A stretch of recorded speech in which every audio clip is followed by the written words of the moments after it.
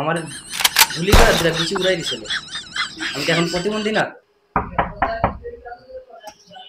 Sir আসতে পারি? কে? জি আসেন।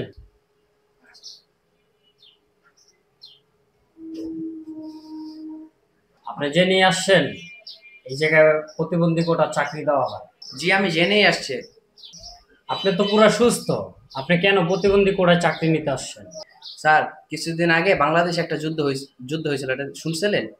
সেই যুদ্ধতে আমি ছিলাম। আমার গুলি করে দুটা পিছু উড়াই দিছিল। আমি কি এখন প্রতিবন্ধী না?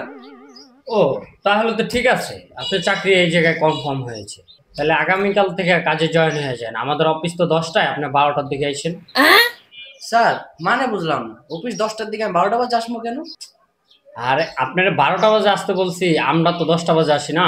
তা আমরা 10টা বাজে আইসা পান খাই, চা খাই, আমাদের 11টা বাজা যায়। আর 1 ঘন্টা বসে বসে আমরা বিচি চলে যাই। আপনার তো বিচি নেই, আপনি এসে কি করবেন? হ্যাঁ